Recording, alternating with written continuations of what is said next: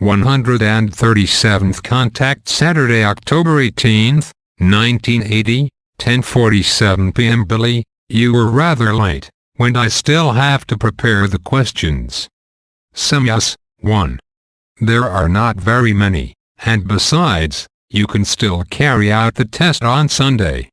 Billy, but I still have all kinds of other work to do. Semjase, 2.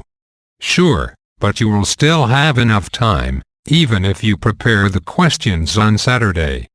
3. I have marked them here for you, so that you can work them out through these notes. Billy, good, then I'm just wondering, what will result from the test? Semjase, 4. So are we. 5. Everything that has happened so far has been negative, so it follows that the test results will be the same. Billy, that is, indeed, to be feared. Semjase, 6. It's only a logical conclusion. 7. However, we'd be glad to be taught otherwise. Billy, you have hopes. I can no longer dwell on such for a long time. Semjase, 8. This has taken its toll on you. 9. But today, let everything be good and wait for the test results. 10. On the other hand, I don't have much time today because I still have other tasks to do tonight. Billy, I don't want to stop you. Nevertheless, I still have another question. Semjase, 11. Sure, if it is so important. Billy, I think so, but you know that we must plant a lot of young trees. In regards to this, I am not sure about how we should calculate the distance between the individual plants so that there is enough living space for every single plant. I was of the personal opinion that it would have to be about 2 meters, while Jacobus thought that 150 centimeters would be enough. Concerning this, I would like to ask Quetzal what he thinks about this. Semjase, 12. If you have patience, then I can give you his answer when I pick up the test results. 13. Unfortunately, I currently cannot reach Quetzal, either personally or by our communication device, because he is staying in another time dimension. 14. As soon as he returns to our time dimension, however, then he will call me, and then I can convey your question to him and can then receive his answer. Billy, okay. Semjase, 15. Then we will say goodbye again for now. 16. Farewell, my friend, and take care of your health. Billy, I will. Semjase, 17. That's good, because recently, your appearance has become better, which can be attributed partly to your own efforts and a good part to Quetzal's apparatus. Billy, the machine helps me very much. I feel this myself. Semjase, 18. Let the apparatus have a further effect on you because it is, together with your own and much-needed efforts, the only effective way to improve your health. 19. Also, always remember that it is urgently necessary to protect yourself from any excitement. 20. In particular, don't allow yourself to enter into any quarrels in this regard or allow yourself any unnecessary internal turmoil such as, for example, if all your orders are not obeyed, which always especially excites you because such an action is so illogical to you that you can't understand it. 21. Indeed, it cannot be supposed that after every new matter, our new orders are ignored again and that such orders bring about a negative attitude because every single group member should understand by now that only proper acting and thinking will allow a continued existence and a continuance of all things. 22. But if renewed offenses should appear despite this expectation and hope, then it would be better for your health if you, as you have already repeatedly wanted to do, would abandon the mission. Billy.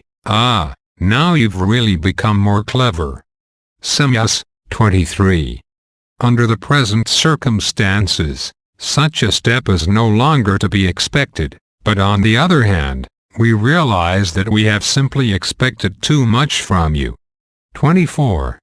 If we had put one of our androids in your position, then he would have destroyed himself if all of this illogicalness had arisen. Billy, you have strange jokes in stock. Semjase, 25. No, because my words correspond to the truth. 26. We actually expected too much from you. A test has proven this. 27. Quetzal came up with the idea. Billy, he has always had crazy ideas. What has he tested, then? Semjase, 28. He wanted to know to what extent a half-organic apparatus could bear the illogicalness that has crept into the group. Billy, so, nevertheless, a crazy idea. But, at the same time, what happened? Semjase, 29. A very bad result. 30.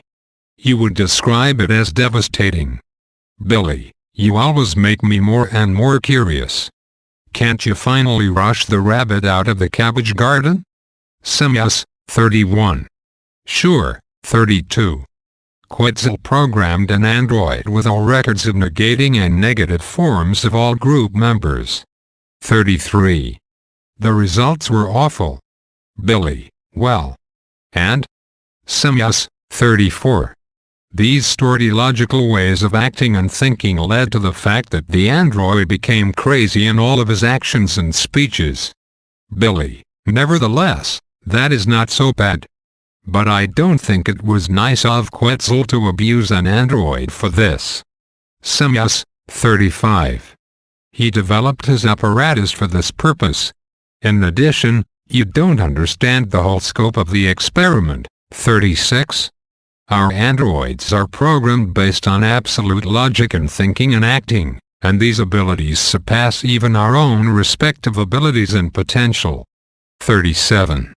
Now, during the transfer of data, Quetzal also paid close attention to the fact that your own data of your work and all your efforts toward the instruction of the group members and all their interests became programmed into the second android.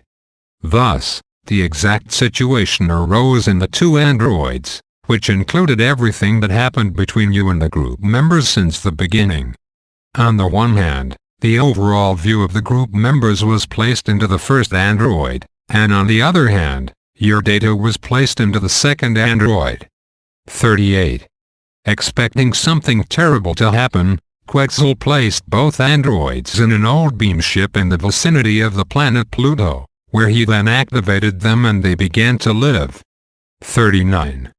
Then, on our view screens, we could watch the terrible sight. 40. Already after a few minutes, the android programmed with your data began to become visibly ill, while our recording devices registered an action of complete helplessness. 41. Soon, completely apathetically, he wanted to destroy himself, but then suddenly, in the very next moment, he senselessly and angrily raised his voice. 42. Meanwhile, the second android spoke absolutely crazy words without thinking and manipulated all of the ship's apparatuses without sense or purpose. 43. Despite the visible internal difficulty of the android programmed with your data, he tried again and again to bring the other android stored with the illogical data to reason, which he apparently managed to do quite often. 44. But truly, this was only apparent, for as our recording devices clearly determined, the attempts of reconciliation and reason only worked so far that the logic of the words of the android representing you released reassuring impulses, while the second android did not at all have in mind to make himself own the logical explanations. 45. The investigations of the registry devices unambiguously proved that the negatively programmed android had developed a blatant form of self-addiction, egoism, and individualism, as well as a lust for power, and wasn't actually determined, despite the superficial acknowledgement of the logical explanations offered to him, etc., to assimilate them. 46. Truly, as the recording devices unambiguously showed, he only wanted his own will to count and to enforce it, which finally went so far that your android rapidly deteriorated and suddenly became crazy. 47. As we could see from our devices, his artificial organic brain mass slowly began to cook into steam. 48. Then, there was an explosion, and his head was torn up beyond all recognition. 49. Meanwhile, the other android, who only cared about this briefly, continued to act completely illogically and, moreover, spoke very confused and crazy things. 50. Then the moment came when he wildly and senselessly hit the ship's equipment and created an inferno, when he accidentally touched the automatic self-destruct mechanism of the ship, and it was destroyed in an immense explosion. Billy, I would have wanted to see that. Semjase, 51. For us, it was proof that we had expected inhuman traits from you. 52. What an android cannot take, a human life form cannot take either. 53. Only through Quetzal's test could we grasp the full scope of what had caved in on you over all the years. Billy, in any case, I'm still alive. Semjase, 54. Certainly, but this is just incomprehensible to us, which is why we wanted to clarify these things thoroughly, together with you. 55. Through all of our analyses, etc., we still didn't know enough, which is why the self-destruction of the android set to reveal the whole scope to us. Billy, actually, you also cannot fathom everything in me because you have kindly taught me yourself how I can shield myself from the outside so that even you can't penetrate into me anymore. Semjase, 56.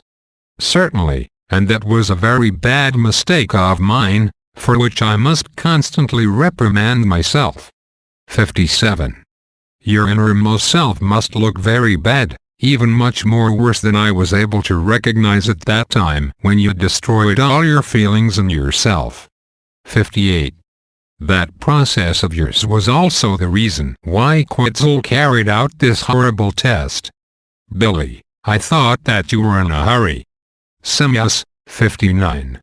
Sure, but I still wanted to present these incidents to you, and besides, I wanted to assure you that we stand completely on your side if further negative incidents should cause you to quit, but even with everything, we don't expect that. 60. Moreover, I would still like to ask you that in the future, you devote yourself to a daily study, which I will pursue together with you in a telepathic manner. 61. It will be very difficult and strength-consuming, but it is a urgent necessity for you. Billy, and what will it focus on? Semjase, 62. On the regeneration of your psyche, which is very ill. 63. In addition, it also concerns a tremendous expansion of knowledge with respect to psychic interests in general. Billy, then I'm on it. Semjase, 64. As I already mentioned, your whole health has recently made good progress, which we don't want to leave unnoticed. 65. Therefore, the new study relating to this will be necessary. 66. And now that we can cherish the hope that you won't be discouraged again by setbacks from the group members, we don't want to let these things go unnoticed. 67. But now, it is really time that I must go. 68. And still think everything over some time. 69. Goodbye, see you soon. Billy, bye, girl, and many thanks. 138th Contact Sunday, October 19th, 1980, 11:10 p.m. Billy, here, I brought you the results of the test. They are already pre-corrected, and I hope that this is done correctly. Sometimes, I assessed half a point because the answers were only half correct. Can't it be that way? Semjase, 1. Certainly, we'll leave it like that. 2. It is correct, when a partially right answer is also partially evaluated. Billy, then it's good. I wasn't sure, but I did that because I thought that it was fair. On the other hand, I am surprised at the good results, because after everything, I did not expect this. Semjase, 3. You're happily surprised? Billy, I am. Semjase, 4. Perhaps I'll also be happy when I check the sheets. Billy, you don't want to do that now? Semjase, 5. No, because today, time is also limited for me. 6. On Tuesday, I want to call you and give you an answer. Billy, also good. Then I can go back, yes. Semjase, 7. No, not yet, because in the meantime, I have spoken with Quetzal. Billy, oh, you mean about the young trees? Semjase, 8. Certainly.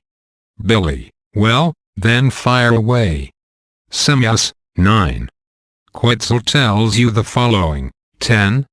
On Earth, there are several basic rules for the forestry sector that are often violated, and the natural laws are also ignored. 11. This is also true for the restocking of existing forests, but also with the stocking of newly forming forests. 12. The main part of the mistake is that the land is too closely stocked, which means that the young trees are planted too close to each other. 13. With the Earth people, the mistaken view prevails that a close stocking for reasons of dangerous storms is justified, which does not, however, actually correspond to the truth. 14. The too close distances between planted trees hinder growth on the one hand because they are missing the necessary free space and light, according to which they then grow more slowly. 15. On the other hand, this false measure and false handling leads to the fact that the growing trees won't become storm-strong, which means that they can't flourish in their growth so that they are also resilient against great storms. 16. By the objectionable planting method, only tall and slender trees grow, which cannot be storm-safe in their diameter. 17. Should storm-safe and strong trees grow accordingly, then these cannot, under any circumstances, be planted so close together that they mutually obstruct themselves in growth and that they become storm-unsafe, and besides this, they must be deforested at a later time in order to offer a possibility for growth and life to, at least, a part of them. 18. The too close planting leads, in a broader way, to the fact that the younger natural wood can neither generate nor regenerate seeds, whereby the necessary space for tall growth will, of course, also be missing. 19. Therefore, young trees can only be planted so that they have enough living space in every respect, which is why a distance from plant to plant between 270 cm to 300 cm should be followed. 20. For this, an absolute minimum of 255 cm applies, which cannot be exceeded. 21. Another evil to be seen in forests on Earth is that, in general, only monocultures are elected, which is fundamentally wrong. 22. Only mixed forests are fully beneficial and appropriate for the use of wood, as well as for the prosperity and continuance of the birds and all forest animals. 23. All these animals bring people more benefit than harm, but by people, they were reduced by poisons, chemicals, and hazardous hunting or even partly eradicated, and on the other hand, possibilities for life were taken from these animals by the monocultures of trees and by the removing of hedges and bushes, as well as through the advancing of construction into the open fields and to the edges of forests, etc. Billy, you haven't told me anything new. Semjase, 24. For the unknowing, however, this is of importance. 25. However, I would still like to thank you now for the fact that you devote yourself daily to your study, even though it is very arduous for you. Billy, it is, of course, for me, so why shouldn't I try? Semjase, 26. Even if it goes better for you, everything is still extremely strenuous for you. 27. I just hope that you don't suffer a setback from the whole enterprise. Billy, why?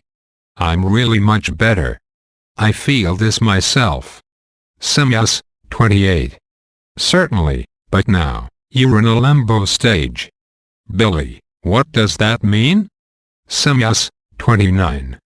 The threshold of the transition between high and low. 30. This stage is very critical, as you know. 31. In this stage, the smallest, slightest, and most trifling occasion can lead to the fact that everything you've recovered in your health could collapse within the shortest time, which you should watch out for. 32. It can only be hoped that no more negative actions appear from the group members, which could lead to such a setback. Billy, I hope not, because everything has been rather well recently. Semjase, 33. That is also our conclusion. 34. We have noticed all of the very great efforts, which entitle us to the hope that now, everything is still developing correctly, as it should have already been doing long ago. Billy, I hope that it actually works. Semjase, 35. We are all delighted about this development, which is why we also want to prove our relevant thanks by deciding to give you, in the coming time, a number of good photo opportunities for my new ship, which I should receive in the middle of this coming week. Billy, that is fantastic. But what do you mean by the coming time? You sometimes use broad terms. Semjase, 36. In about 1 to 2 months. 37. But now, my friend, it's my time to go. 38. Until we meet again. Billy, goodbye, my child. You have been a gigantic joy to me. Bye.